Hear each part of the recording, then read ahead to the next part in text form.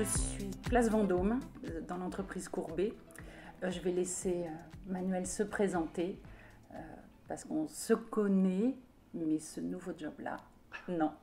Bonjour, merci. Donc Manuel Malène, j'ai 52 ans, j'ai passé pas mal de mon historique chez Richemont, donc chez Piaget, chez Beaumercier, ensuite chez Poiret.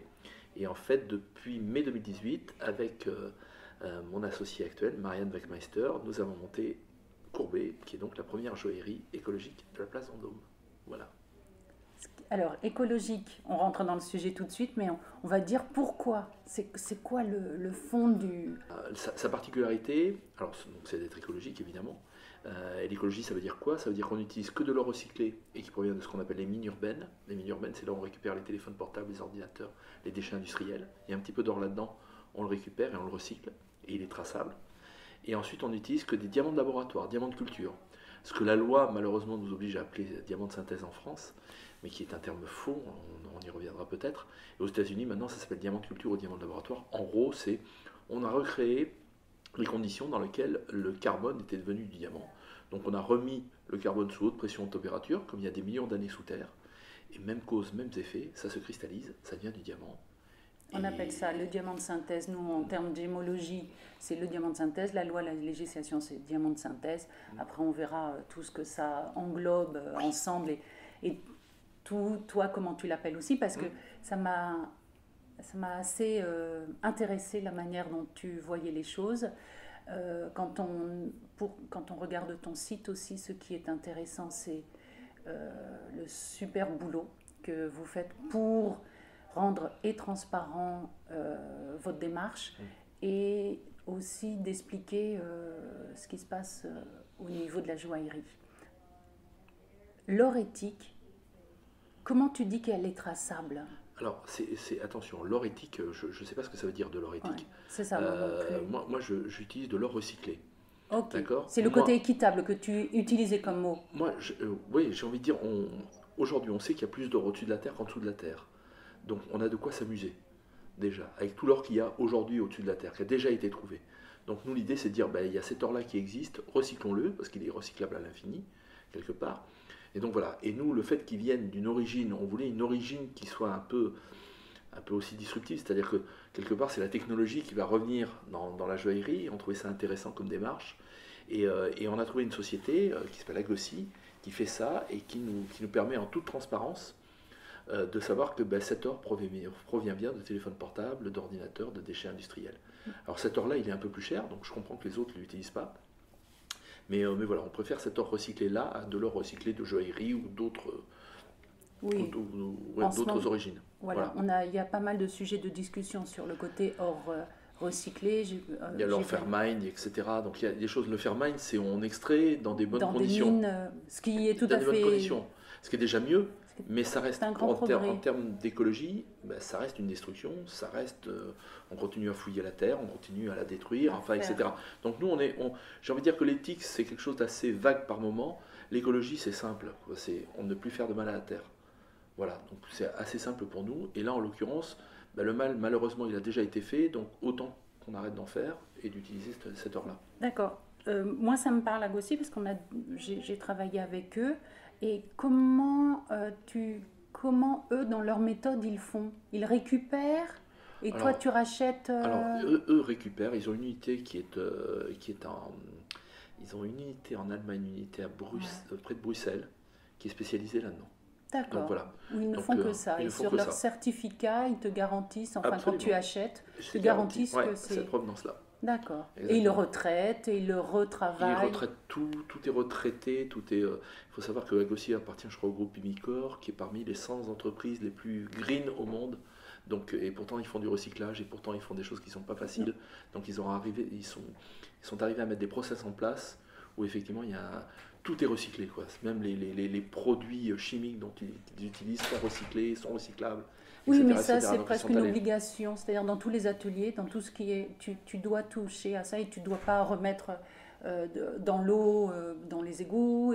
Et l'or est recyclé puisque tous les ateliers travaillent aussi avec ce ouais. genre. Et on a besoin d'acheter, on a besoin de leur redonner pour qu'ils retravaillent, refassent circuler l'or. Donc après, ce qui est assez intéressant, c'est cette démarche de se dire, ça vient des ordinateurs, ça vient d'autres... Le téléphone portable, il y a de l'or dedans, donc voilà. Et cette idée-là, elle est assez nouvelle, tu vois. Ben, elle est assez nouvelle. Je dirais non, elle n'est pas forcément nouvelle, elle est plus chère, donc les autres ne le font pas, tout simplement. Alors plus cher de combien ? 15% à peu 15%. près. Ouais. Mais 15%, ça peut aller vite, parce que l'or, c'est quand même, l'or et le diamant, c'est quand même les deux composantes les plus importantes de tout ce que l'on fait nous, puisqu'il n'y a que ça. Donc franchement, ça peut aller très vite. Oui, c'est vrai que là, on est dans le showroom, je vois je vois des bijoux, collections, je vois diamants, que ça ?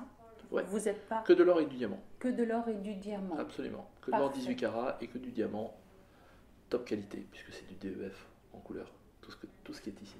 En diamant. Oui. Ok. On passe sur le côté diamant de synthèse, si tu veux bien.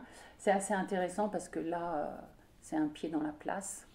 Oui, et puis surtout, c'est un pied dans la place, c'est une alternative, elle n'existait pas il y a encore quelques années.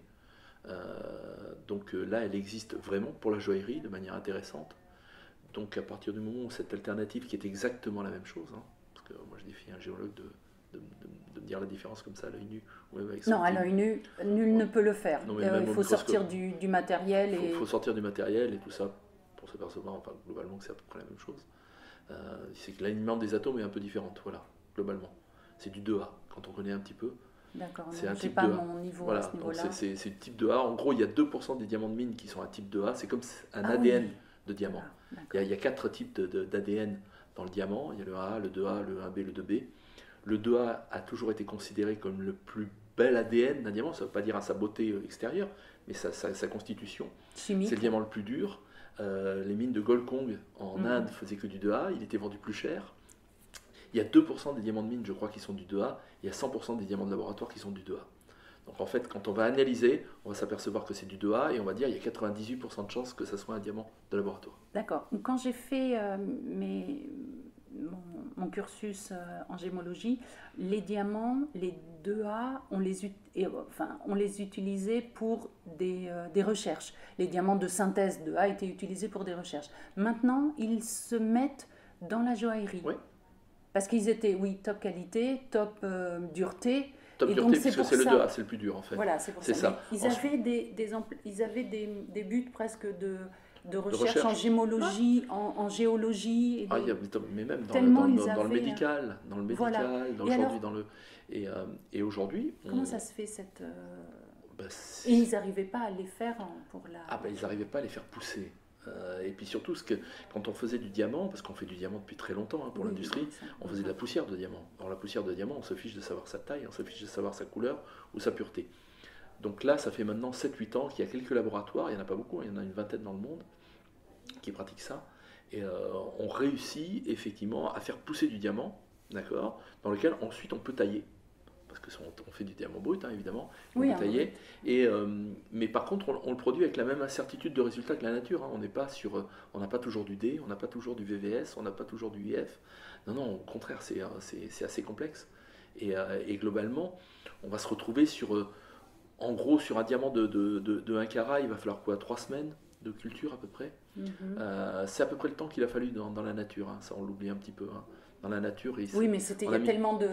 Oui, mais c'est-à-dire 160 millions d'années que c'est le genre de truc qu'on n'a pas eu. Oui, mais globalement, dans l'imaginaire des gens, il a fallu 160 millions d'années pour que le diamant se constitue. Non, il a fallu 160 millions d'années pour qu'on le trouve. Voilà. Pour qu'on le trouve. Il a été fait en quelques jours, quelques semaines maximum. Donc voilà, donc nous on reproduit ce temps-là. Donc on s'épargne le temps pour le trouver, quelque part. Et durant ces 3 semaines, on va faire pousser du diamant, une vingtaine, on va dire. Et sur cette vingtaine, on sait qu'on en aura 7 de très beaux, j'ai envie de dire, entre D et G. On en aura 7 de moyens en dessous de G, et puis il y en aura 6 qui seront vraiment pas viables et qu'on devra renvoyer à l'industrie pour qu'ils l'utilisent. Et plus on va vouloir un diamant gros, plus on va augmenter le temps de culture, mais plus on augmente le temps de culture, plus on augmente l'incertitude augmente également. Donc voilà, c'est vraiment complexe. Très, très souvent, alors nos détracteurs notamment disent mais on peut en faire autant qu'on veut, etc. Je dis, on peut peut-être en faire autant qu'on veut. Déjà, on n'en fait pas autant qu'on veut. Et puis si je dois prendre juste les chiffres, l'extraction dans les mines c'est 177 millions de carats l'année dernière, la production en laboratoire c'est 2 millions. Donc si la rareté était vraiment un élément important, elle est plutôt de notre côté. Donc voilà. Donc c'est pas facile de faire du diamant, c'est complexe, c'est coûteux, ça coûte 3 fois plus cher de créer un diamant que de l'extraire. Ça, c'est intéressant, parce qu'il y a un contre, coût. Le coût est important, faut pas rêver, hein. C'est pas comme ça, c'est vraiment c'est très coûteux, les machines sont coûteuses, etc. Le résultat n'est pas toujours garanti. Et en fait, ça coûte 3 fois plus cher. Ce qui se passe, nous on arrive à le vendre moins cher pour une raison toute simple, qui est, là, on est sur un circuit court. C'est-à-dire qu'aujourd'hui, on est directement au laboratoire où on a un diamantaire en face de nous, mais c'est tout. C'est-à-dire que comme ça, pas loin. Et puis cette production, elle est souvent faite dans des pays développés, que ce soit la Russie, les États-Unis, etc. Donc, résultat des courses, on est sur des circuits très très courts, contrairement au diamant de mine où on sait qu'on a entre 10 et 12, voire 14 intermédiaires. D'ailleurs que tu ne connais pas, que donc, tu ne voilà. sais pas, exactement. Et tu ne sais pas d'où vient ton diamant, la finale. Ça peut être quelquefois un peu opaque, même s'il y a eu des réglementations sur le sujet. Mais, donc voilà, donc nous c'est très clair, le circuit est court et c'est là où on va faire les gains en fait, les gains sur le prix public. Et c'est pour ça qu'on arrive à le vendre 30 ou 40% moins cher. On reste dans la phase fabrication. Toi, tu as un laboratoire qui est de par le monde. Alors nous, on utilise des laboratoires existants, on n'est pas des fabricants de diamants, on utilise les diamants pour créer la marque qui va utiliser ça, qui s'appelle donc Courbet. Tu les achètes. Et en fait, on les achète essentiellement en Russie et aux États-Unis. Parce qu'en fait, dans les deux cas de figure, en Russie, parce que c'est très énergivore hein, de faire du diamant. S'il y a bien une chose qu'on sait, c'est qu'il faut beaucoup d'énergie sur le truc. Et en fait, on sait qu'en Russie, parce qu'on est allé visiter la manufacture, elle était à Saint-Pétersbourg, c'est adossé à une centrale hydraulique. Donc là, on est net, la on est consommation, propre. c'est pour ça que l'écologie, quand on se tourne à un moment donné, ça fonctionne, mais c'est consommateur. C'est consommateur. Et si cette consommation, c'est de l'énergie propre, eh bien, tant mieux. Aux États-Unis, c'est fait en partie avec du solaire, pas tout, hein, mais au moins, on va chercher là où c'est le moins énergivore, ou en tous les cas, c'est le plus propre. Et aujourd'hui, on n'en a pas en France, et nous, on milite pour en avoir en France, donc on s'est associé avec une chercheuse. Quasiment pas. Il y en a un petit peu en Suisse, mais surtout pour de la recherche scientifique. Voilà. Et en fait, là, donc, on s'est associé avec une chercheuse du CNRS qui a monté une société qui s'appelle Diam Concept, et on va sortir les premiers diamants français cette fin d'année. Elle a une unité expérimentale au CNRS. Et en fait, on est très impliqué pour créer une manufacture de diamants en France et avoir enfin une joaillerie qui soit 100% française. C'est-à-dire, on sait que... De la fabrication. Ouais, de tout. Tout sera français. C'est-à-dire les artisans, l'or, le truc. Réaliser. Ah, mais ça sortira en novembre. Donc, on est déjà... les diamants, on les a mardi. Donc tout va bien. Et en fait, ça sera la première fois dans l'histoire qu'on aurait quelque chose de 100% français et qui, en plus... quelque part, est une alliance un peu contre nature entre la technologie d'un côté, le savoir-faire artisanat de l'autre, une marque de luxe, de l'écologie, du digital, Place Vendôme. Bref, ça fait un joli mélange qui est pas forcément... quelquefois, ce sont des mots souvent qui viennent s'entrechoquer. Or là, on a réussi à tous les regrouper et faire que ça soit un équilibre assez sympa. Oui, mais vous avez un chemin, vous arrivez à faire un chemin on arrive à le trouver. Vous arrivez à trouver possible. Des liens, voilà. En gros, c'est possible. Des liens, donc c'est pas aussi contre nature que ça. On est d'accord que le diamant de synthèse pour l'instant n'a pas encore toute sa légitimité dans la joaillerie. Il faut répondre à plein de critères, il faut rassurer sûrement énormément de gens, il faut rassurer des gens, mais déjà juste une chose, hein. Ce mot synthèse est une aberration. Scientifiquement, la synthèse, c'est plusieurs éléments qu'on synthétise en un. Le diamant, c'est du carbone, qui vient du carbone. Mais donc on ne peut pas synthétiser un élément. Donc scientifiquement, c'est faux. Donc quand je dis diamant de synthèse à un client final, je le trompe. C'est faux. Ah oui, mais la loi française, on le la loi française. Non, c'est même clair, c'est de la... Oui, mais la loi française... C'est de la chimie, c'est de la physique... Elle fait ce qu'elle veut, c'est-à-dire que, clairement, pour moi, c'est une loi qui a été faite par des lobbies. Elle n'a pas été faite par des gens et des scientifiques. Aujourd'hui, aux États-Unis, on arrête de parler de diamant synthétique ou diamant de synthèse. On appelle ça diamant créé en laboratoire, diamant de culture créé en laboratoire, man-made diamond, etc. On utilise le terme réellement réel, enfin qui correspond à la réalité. Donc voilà, ça c'est un autre sujet, j'ai envie de dire. Mais je trouve que c'est un combat un peu d'arrière-garde. Moi je me souviens très bien, j'avais lu un livre que j'avais trouvé passionnant, qui était Fred Samuel, donc le créateur de Fred. C'est lui qui avait introduit notamment la perle de culture en France. Et quand on lit le chapitre sur la perle de culture, on s'aperçoit qu'il a les mêmes réticences que nous on a aujourd'hui vis-à-vis du métier. C'est exactement la même chose. Et puis, je vais donner un autre exemple. Poiret était né d'un moment d'un peu de disruption. Poiret avait dit, bah, tiens, tout le monde fait de l'émeraude, du saphir et du rubis place Vendôme. Nous, on va faire la même chose, mais avec de l'améthyste, de la topaze, etc. Et tout le monde avait dit, mais non, non, c'est pas de la joaillerie, qu'est-ce qu'ils font la place Vendôme?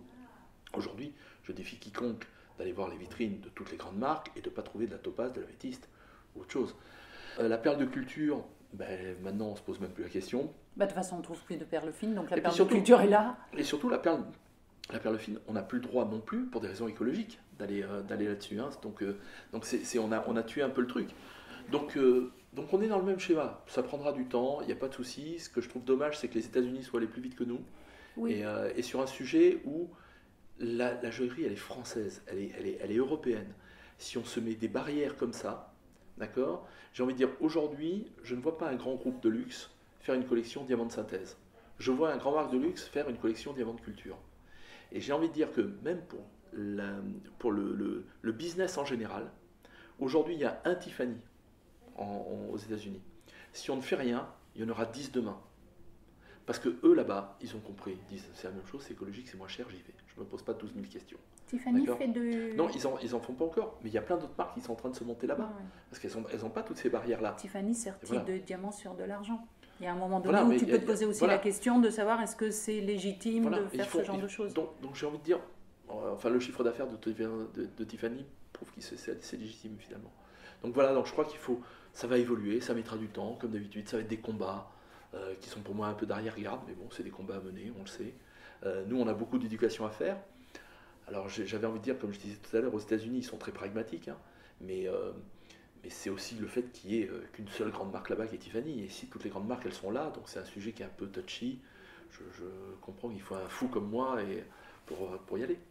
J'imagine. Moi, quand j'ai lu sur ton site des informations, j'ai vu aussi sur des articles de presse, et notamment il y a un article c'était sur la FTC qui mettait pas mal en garde des gens qui avaient utilisé à mauvais escient le terme diamant de culture ou qui laissaient planer des fois des doutes entre culture, naturel, etc. Et ils ont fait une mise en garde à un moment donné. D'une manière générale, d'un côté ou de l'autre, va y avoir un peu le mélange des genres. Et ça va être un peu une zone, ou pas de non-droit, mais Non, enfin, sincèrement, je pense que c'est clair. Diamant de culture créé en laboratoire, c'est clair. Voilà, ça me paraît juste évident. Ou diamant créé en laboratoire. Je veux dire, la zone de non-droit, c'est de faire croire que c'est de vendre un diamant qu'on dit naturel, alors que c'est un diamant de laboratoire. Nous, il y avait un flou qui était posé là. Le flou, il est pour les escrocs. Oui. Nous, on revendique le fait qu'il n'y aura jamais d'extraction chez nous. Nous, au contraire, on se bat pour qu'il n'y ait pas de diamant de mine chez nous. C'est tout le contraire des autres. On est en train de revendiquer et d'assumer le fait de dire, attendez, chez nous, on veut zéro extraction. Donc voilà, donc nous... Oui, c'est pas tant... Quand tu expliques les choses comme ça, c'est super droit, c'est super clair, carré. Voilà. Après, là où ça peut porter, je pense, peut-être une certaine confusion, c'est dans les termes. De dire, tout d'un coup, on n'utilise plus le diamant de synthèse, alors que c'est très parlant. Mais c'est comme pour les pierres de couleur. C'est très parlant, mais c'est faux. Mais comment tu dirais pour les pierres de couleur? Mais les pierres de couleur, c'est des pierres de synthèse. On est d'accord? Oui, mais le diamant n'est pas une pierre de synthèse. Il faut arrêter. Scientifiquement parlant, c'est faux. Donc moi, je veux bien... Si on me dit, les scientifiques ont faux, comme disait quelqu'un, c'est plus la peine de faire des études, hein, puisque si on ne croit pas les scientifiques, à quoi ça sert? Je dis juste que l'appellation, aujourd'hui, diamant de synthèse ou diamant synthétique, est une appellation fausse et qui induit le client en erreur parce que ce n'est pas... il n'y a pas de synthèse. Donc s'il n'y a pas de synthèse, ce n'est pas un diamant de synthèse. C'est un diamant créé en laboratoire, c'est un diamant de culture, ce n'est pas un diamant naturel de mine, je suis bien d'accord, ok, mais c'est tout sauf un diamant de synthèse, c'est tout. D'autres pierres qui sont de la synthèse, il n'y a pas de souci. C'est des émeraudes de synthèse ou du rubis de synthèse, etc. Mais ça, c'est de la synthèse. C'est plusieurs éléments qu'on synthétise en un. Oui, mais Là, c'est parce que la voilà, formule tiens. est chimique. La formule Mais non, chimique mais est n'a comme rien à ça. voir. Ça n'a rien à voir. C'est rien à voir. Je suis désolé. Ah ouais, Il y a un moment donné, il faut appeler un chat un chat. La synthèse, c'est plusieurs éléments qu'on synthétise en un. Le diamant, c'est du carbone qui devient du carbone. Il y a un seul élément. On ne peut pas scientifiquement synthétiser un élément. Après. Il ne faut pas Oui, mais oublier. le précaré s'élargit, Manuel, parce que quand De Beers était contre il y a quelques années et commence à dire nous avons créé une entreprise de diamants de synthèse, eux-mêmes ont mis des barrières à l'extérieur de leur... C'est pas ça, il ne faut pas oublier une chose, excusez-moi, mais il y a 7 compagnies dans le monde qui contrôlent 85% du marché, d'accord? Ça Donc, s'appelle un monopole. Non, ça s'appelle un oligopole, d'accord? Mais ça y ressemble beaucoup, on est d'accord. Donc je comprends que quand on est cet oligopole-là, de voir s'échapper un marché où on ne contrôle ni les stocks, ni les prix, ni la prod, ni l'approvisionnement... Qu'on ne soit pas dans le jeu. On n'est pas dans le jeu, je pense que c'est gênant. D'accord? Alors maintenant, De Beers ne pouvait pas attaquer sur le haut de gamme, ils n'allaient quand même pas, effectivement, aller se tirer une balle dans le pied. D'accord? Et donc, ils ont que d'aller vers le bas de gamme. Et moi, quand on parle de Beers, je dis, mais c'est formidable, je dis, c'est génial. Ben, c'est qu'ils font avancer les choses parce qu'ils veulent protéger. Mais il y a toujours eu, quelque part, dans le marché, même avec le diamant de mine, il y a eu Cartier d'un côté et le manège à bijoux de l'autre. C'est de l'or et des diamants de la même manière. Il y a deux positionnements différents, c'est pas la même qualité de diamant, c'est pas la même qualité d'or, etc. C'est pas la même qualité de travail. etc. Ben, c'est la même chose. Voilà. Donc effectivement, les diamants chez De Beers, comment ça s'appelle? Lightbox, ben, ça vient pas avec de certificats, ça vient pas avec un certain nombre de choses. Nous, on n'utilise que le DEF, c'est le top. Ils viennent tous avec des certificats qui viennent des instituts de gémologie, que ce soit le IGI, le GIA ou autre. C'est-à-dire que quand tu reçois tes diamants, tu les fais passer par un laboratoire? Non, moi je les achète, avec déjà le certificat. D'accord. Donc tu reçois, ils sont tous identifiés, ils sont tous gravés. Alors au-dessus de 0,4 carat, oui, bien sûr. D'accord. Mais oui, tous. Je n'achète jamais un diamant au-dessus de 0,4 s'il n'a pas de certificat. Bah, c'est clair, ça devrait être pour... Non, mais c'est clair, il faut que ça soit... On parlait tout à l'heure un peu d'escroquerie, etc. On disait, c'est de faire passer du diamant de laboratoire pour du diamant naturel. C'est comme dans le diamant naturel, quelqu'un qui veut faire passer du D pour du G, enfin du G pour du D. Voilà, c'est aussi une escroquerie, parce que la différence de prix, elle est quand même relativement importante. Oui, mais ça se voit sur le rapport. À un moment donné, tu le lis, tu le déclines, Donc il faut... Voilà, donc nous, on veut être très très clair par rapport à tout ça. Ok, comment est un rapport de... pareil, il y a une couleur différente. C'est tout, c'est le même rapport que les autres. C'est le même rapport que les autres. Exactement pareil. Diamant de synthèse. Il y a marqué Lab Grown Diamond. Okay. D'accord, il n'y a pas de diamant de synthèse, puisque ça n'existe pas. Et donc c'est Lab Grown Diamond, il y a le numéro individuel, d'accord, donc qui est avec la gravure, les mesures. Et qui est précédé de 2 lettres LG Lab Grown, comme ça. S'il y avait le numéro tout seul, ça pourrait pas prêter à confusion. Là, c'est clair, il y a 2 lettres qui l'indiquent tout de suite. Et ensuite, il y a la couleur, il y a la cut, il y a la clarity, il y a les inclusions, les identifications. Tout y est, la symétrie, le machin, tout y est. D'accord. Tout est pareil. Ok, très bien. Comme ça, c'est très rassurant. Toi, dans tes clients, ce sont des ateliers de joaillerie, ce sont des individuels, je ne vends qu'au client final. Ah, ok. Je suis une marque qui ne vend qu'au client final. D'accord. Voilà, je suis pas un intermédiaire, je ne suis pas un diamantaire, je ne suis pas un grossiste, je suis une marque. Donc voilà, comme les autres marques de la place. Donc voilà. On vient chez toi, dans ce magnifique écrin, showroom, n'est-ce pas? Oui, je dois le dire. Il est plutôt sympa. Et les photos que j'avais reçues, que l'on peut voir sur le site, sont exactement... Oui, elles ne sont pas trompeuses. Non, du tout. On est là, on a un point de vente maintenant au Printemps Haussmann, au premier étage du luxe.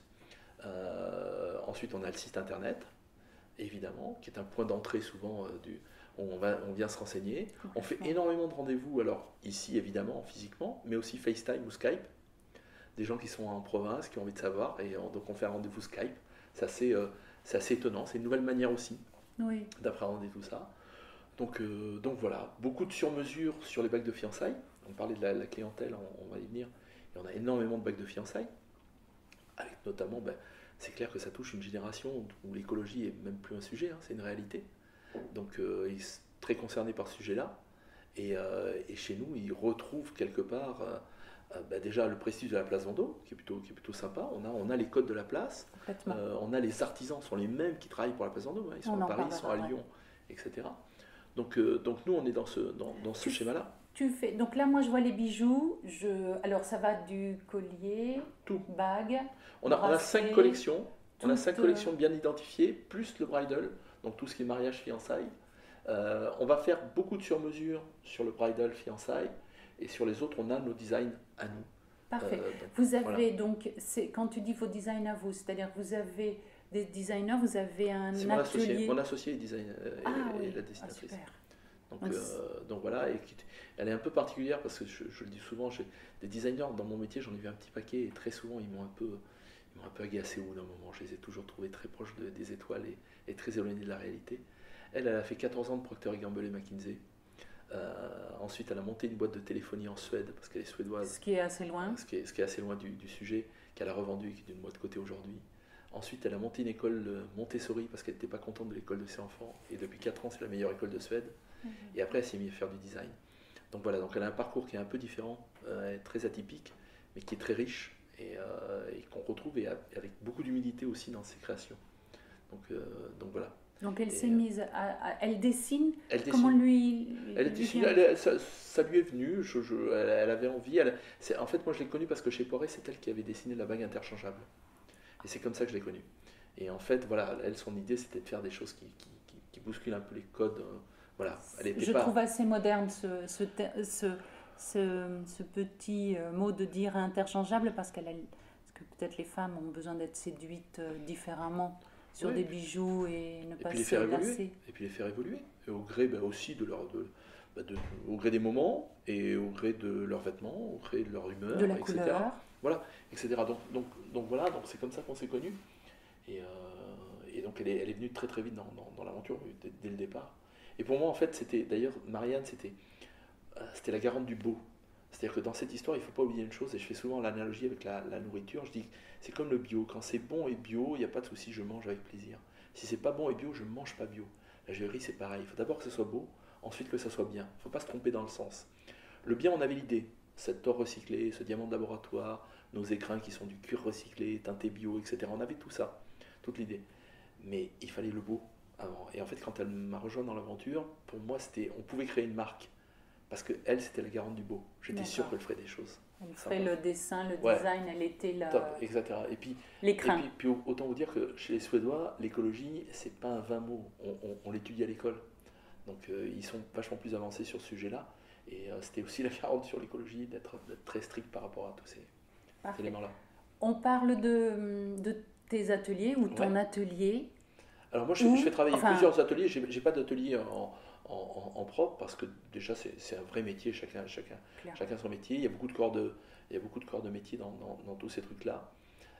Nous, on fait travailler des gens à Paris, à Lyon et à côté de Milan, à Valenza. Voilà, que ces gens-là qui sont pour moi les. Pourquoi l'Italie ? Parce que l'Italie, il y a alors parce qu'historiquement c'était eux aussi qui avaient fait la bague interchangeable. Ah ok. Donc ça fait partie des liens que vous avez qui sont naturels avec des ateliers. Des ateliers. J'avais vu ce qu'ils avaient fait. Et puis il y a un côté en Italie, et notamment à Valenza, parce que Valenza, je pense que c'est une ville où ils ne font que ça, c'est très impressionnant, c'est qu'ils trouvent toujours la solution. Ah mais ça c'est propre aux Italiens. Voilà. Quand on commence à travailler avec des Italiens... Il va trouver la solution. S'il ne l'a pas, il dit oui mais je connais quelqu'un, je crois qu'il l'a fait, etc. Donc je trouve ça très agréable. Ils sont multitâches. Ouais, ils sont pas fixés sur le truc et peuvent apporter un petit plus qui est sympa. Donc on travaille avec eux. Donc on travaille avec les deux et selon les produits on dispatche. Très bien. Et les ateliers français, quand tu arrives avec ton idée de diamant de synthèse, on va rester sur diamant de culture, comment est-ce qu'ils t'accueillent et comment ils acceptent l'idée ? Oh, il y a pas c'est la même chose. Donc franchement, le seul handicap qu'on pourrait voir, c'est s'ils avaient une pression de la part d'autres marques sur le sujet. J'ai l'impression que c'est pas trop le cas. Non, c'est juste la démarche. Mais la démarche, non. Et puis après, moi, ça fait quand même 25 ans, 30 ans que je suis dans ce métier-là. Je les connais. Donc voilà. Parce que clairement, concrètement, quand un atelier travaille sur un bijou, On sait bien que les diamants de synthèse sont rangés dans la même partie que les autres diamants, que ci et ça. Et donc la capacité ou la possibilité, oui, la ça possibilité, c'est des choses qu'il faut envisager une fois. On peut effectivement, c'est pour ça qu'ils font super gaffe. Et à la limite, c'est pas tant pour nous, c'est presque pour les autres aussi. Ah mais clairement. Donc c'est pour ça qu'ils le font vraiment de manière très... non, ça c'est... Les procédures, Ouais, ils ont mis bien moins que ça, voilà. on sort des procédures, alors là... J'ai envie de dire que là, on est un peu à l'initiative du process, parce qu'on est les premiers quasiment à le faire, donc forcément, mais ils savent qu'il y en aura d'autres. Hein. Enfin, nous on le fait, mais ce diamant-là, j'ai envie de dire, c'est l'avenir. Hein. C'est pas parce qu'on le fait, parce que ça serait prétentieux de le penser, mais surtout c'est l'avenir, parce que l'extraction elle diminue. Hein. C'est une réserve naturelle, on a fini de puiser, hein, comme tout. Hein. Les plus gros trous faits par l'homme sur la Terre, entre parenthèses, c'est les mines de diamants, donc c'est pas super beau. Bah, de toute façon, il faut quand même 150 tonnes au de moins, pour un carat. kimberlite pour 5 carats et dont simplement 1 carat de gemmes. Voilà. Donc on fait la soustraction, la division, c'est assez mécanique et mathématique. Et puis c'est des mines à ciel ouvert, donc on ne peut pas les cacher. Mais ce que je veux dire, c'est que cette extraction, elle diminue, la demande en diamants, elle continue d'augmenter. Il y a des marchés comme la Chine, où il y a 12 millions de mariages par an, ils se sont bien mis à la bague de fiançailles. Donc il y a des vraies grosses demandes qui arrivent sur le marché. Et il y a une alternative écologique qui est là. Donc quelque part, ils iront, tout le monde ira, forcément. Plus ou moins à long terme. Sur tes clients, ils sont français, alors, aujourd'hui, ils sont français parce qu'on a fait la plupart. Enfin, je dis oui et non parce que j'ai eu des Japonais, on a eu des Chinois, on a eu du Moyen-Orient. Quand on est place franchement, Vendôme. il y a ça qui fait. Le fait aussi, maintenant qu'on soit au printemps, on a une clientèle qui nous découvre, etc. L'Internet est mondial par définition aussi. Donc non, on a de plus en plus d'étrangers. Donc ça, c'est quand même agréable. Voilà, on a quelques Américains, mais les Américains sont déjà plus au fait. Ils sont plus informés, plus éduqués sur le sujet. C'est évident. Mais voilà, nous, on participe, on travaille beaucoup sur cette éducation, sur ce truc-là. Donc, et dans notre clientèle, j'ai envie de dire, il y a 50% c'est de la fiançaille et 50% les autres collections. D'accord. Et sur les autres collections, on va toucher un public très large de femmes, donc j'aurais du mal à le définir. Je vais peut-être le définir par quelques poncifs, mais en gros, c'est toutes ces femmes qui disent on ne peut plus consommer de la même manière, quelle planète je vais laisser à mes enfants. Okay. Voilà, la démarche est toujours là. Ouais, la démarche est forcément sous-jacente et elles n'avaient pas d'offre. Alors après, il faut que les produits plaisent, hein, c'est évident. Mais si ça plaît, au moins, on correspond aussi à leurs idées. Après, il y a une bague, c'est toujours une bague, un bracelet, c'est toujours... Voilà, tu fais avec le diamant, il n'y a pas tellement de... Après, tu es ou dans le solitaire, ou dans le pavage, ou dans des choses comme ça. Voilà, mais après, on a des modèles. L'idée, c'est d'aller chercher des icônes, c'est d'aller chercher aussi des modèles très identifiables à la marque.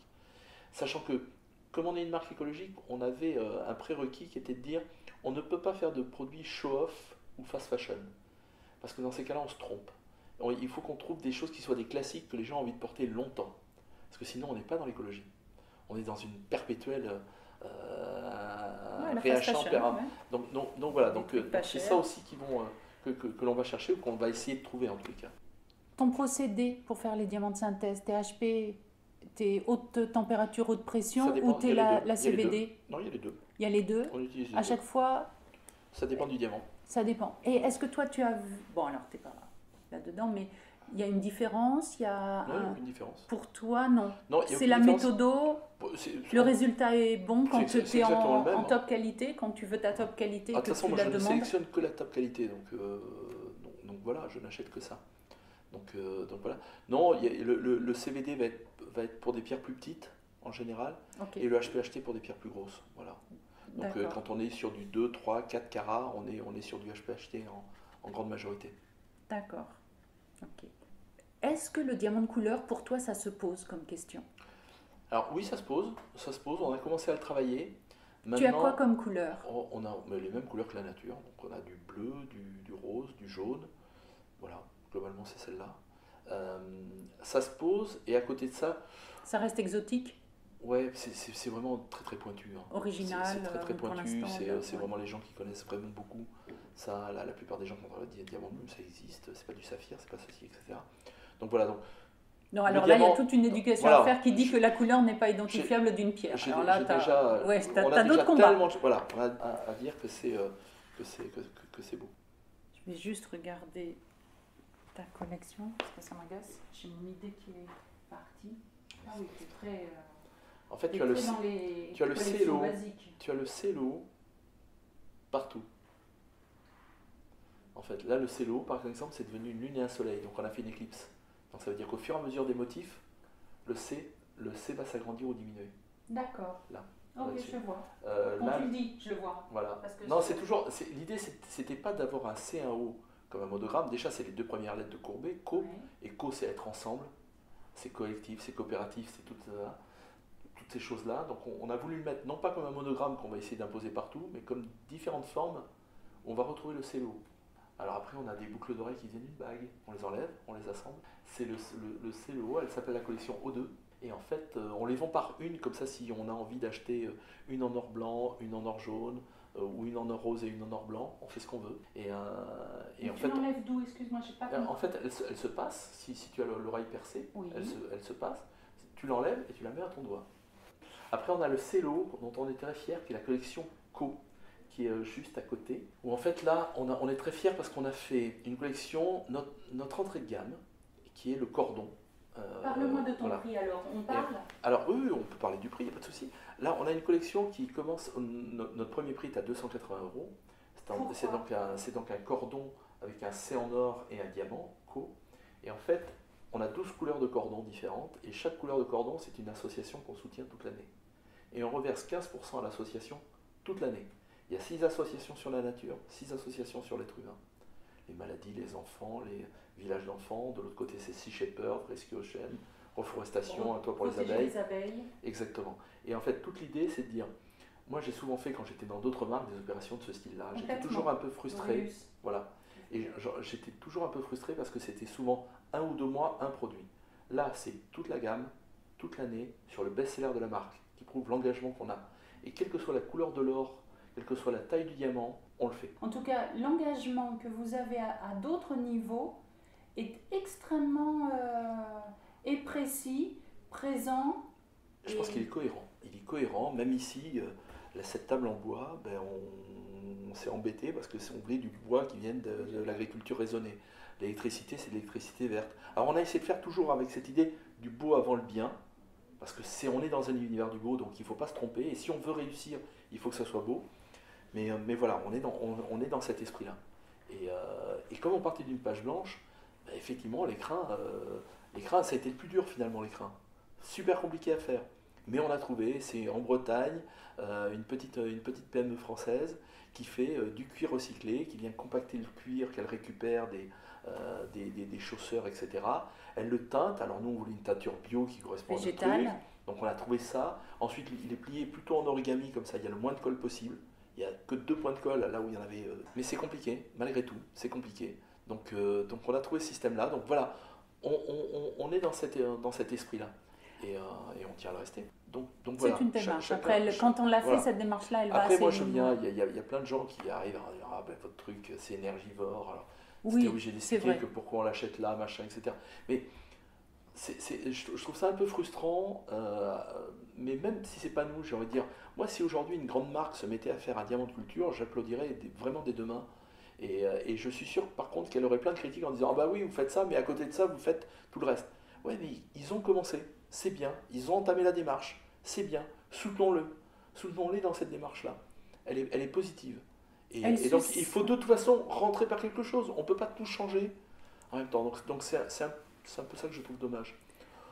Voilà. Et c'est là où tu réponds quand même extrêmement bien à ça, parce que le site suscite la curiosité, pose des questions. Alors nous, une fois de plus, on avait la chance de partir d'une page blanche. Donc on n'a pas tout un passé qui peut nous rattraper, on n'a pas à faire cohabiter des stocks, on n'a pas à faire cohabiter ce diamant-là avec l'autre, on n'a pas à avoir des écrins qui viennent de Chine ou... voilà, nous, on est parti de là. Après, voilà, on a essayé de trouver au mieux possible. Par exemple, sur l'histoire des cordons, c'était assez drôle. Là, c'est un coton bio, on va le changer parce qu'on avait des petits soucis de tenue dans le temps. Mais on voulait du coton bio et en fait là on va prendre du polyester recyclé, donc ça c'est top. Mais j'avais dit au départ, j'ai dit écoutez, si on n'arrive pas à trouver quelque chose qui tient, Mais on mettra le classique, qui n'est pas forcément écolo, et on dira aux gens, écoutez, on a essayé, on n'a pas trouvé, mais si vous avez une idée, on est preneur. Voilà. Parce qu'il y a un moment donné, à l'impossible, nul n'est tenu, et voilà. Donc bon, là on a trouvé une solution, donc tant mieux, et on va la mettre en place bientôt, enfin bientôt, oui, ce mois-ci. Donc voilà. Mhm. On peut parler, on a commencé à parler de la collection, des clients, j'aimerais qu'on parle des prix. Donne-moi une idée d'une bague solitaire. On reste sur du basique. Une bague solitaire. Alors nous, basique, le basique, on ne fait que du DEF. Déjà, c'est un haut basique. C'est un basique plutôt haut de gamme, mais globalement, on va réussir à avoir des choses, on va avoir un carat en solitaire, je pense qu'on va être entre 6 et 7 000 en DEF. Ah oui, c'est imbattable. C'est intouchable. Mais en plus, il ne faut pas oublier une chose, on est ce qu'on appelle une DNVB, Digital Native Vertical Brand. Ça veut dire qu'on est sur un circuit court déjà d'approvisionnement et sur un circuit court vis-à-vis du consommateur final. Donc de toute façon, on a des avantages prix là. Et en plus, on a un avantage prix grâce au diamant. Donc en l'occurrence, dans une bague de fiançailles, le diamant est la partie la plus importante du truc. Donc j'ai envie de dire, quand bien même ce diamant serait au même prix, on serait moins cher que les autres parce qu'on a cette démarche-là. Parce qu'aussi, on n'a pas une boutique Place Vendôme et qu'on préfère avoir un showroom. Et non seulement, je vais aller plus loin, c'est que ce showroom, au tout début, c'était un choix par défaut, j'avais pas les moyens d'avoir une boutique Place Vendôme. Et aujourd'hui, sincèrement, on assume et revendique ce choix-là, parce que les gens prennent rendez-vous, on reçoit les gens, il y a une expérience client qui est formidable. C'est vraiment une démarche différente et elle peut être complètement en adéquation avec la vôtre. Et elle fonctionne vraiment. Il y a un bouche à oreille qui est fantastique. On est vraiment là on est sur une nouvelle levée de fonds. Puis vous avez la chance d'être tout seul. Tout seul. On ne va pas se mentir, pour l'instant c'est une chance, et il ne faudrait pas que ça dure trop longtemps parce que un fou tout seul, voilà, au bout d'un moment, on se dit qu'il est vraiment fou. Oui, dans les idées, certaines fois, quand on est tout seul, on a peur. Voilà. Et quand on est un peu trop, on se dit non, c'est pas normal, on est trop, donc ça doit pas être mais tu sais, de manière un peu, alors c'est pas présomptueux, mais quand j'allais voir les investisseurs au tout départ, parce qu'il faut quand même beaucoup d'argent pour monter tout ça, donc on est trouvé des investisseurs, et je voulais résumer en une phrase ce qu'on voulait faire, et que les gens comprennent vite, et des gens qui ne soient pas forcément du milieu. Et je disais aux gens, écoutez, voilà, moi, de manière très prétentieuse, je vous l'accorde, je vais être le Tesla de la joaillerie. Voilà. Et les gens comprenaient. Donc on continue à faire des voitures de luxe, mais en les pensant différemment, dans leur façon d'être un truc, et dans leur façon d'être distribué aussi. Et ça fonctionne. Et donc on a cette chose-là, et ça marche. Je pense parce qu'on s'est rencontrés à Bijorca, et qu'est-ce que tu penses de l'idée de distribuer? Tu connais bien ce domaine-là, parce que l'horlogerie, c'était... Je pense qu'on a un discours qui est forcément un discours un peu engagé quand on présente nos produits. Donc j'ai du mal à avoir quelqu'un qui va avoir ce discours engagé d'un côté, et puis qui va passer à une autre marque qui n'a pas du tout les mêmes valeurs, et qui va devoir aussi avoir un discours forcément commercial sur la chose. Donc je me dis, si je suis client final et que j'entends les deux discours, j'ai un peu de mal à croire que le type est convaincu. Et si je suis vendeur, je me dis, je vais devenir schizophrène au bout d'un moment. Donc j'ai du mal à croire à la distribution.